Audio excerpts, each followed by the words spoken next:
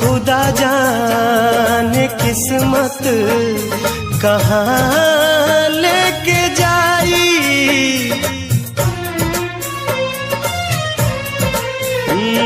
खुदा जाने किस्मत कहाँ लेके जाई।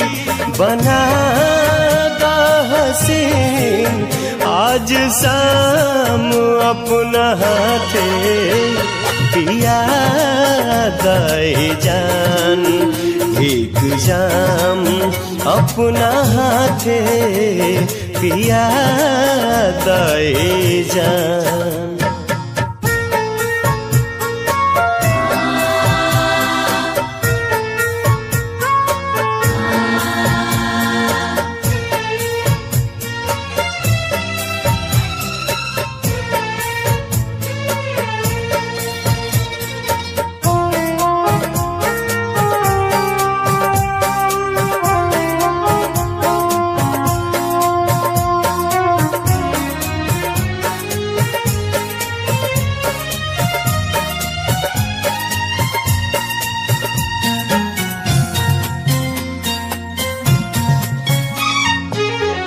काल्ह से रात दोसरे के साथ बिताइबू,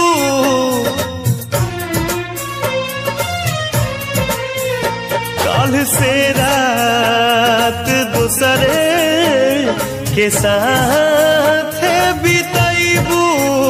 आज हम के करादा बदनाम अपना हाथे, पिया दाए जान एक जाम अपना हाथे, पिया दाए जान।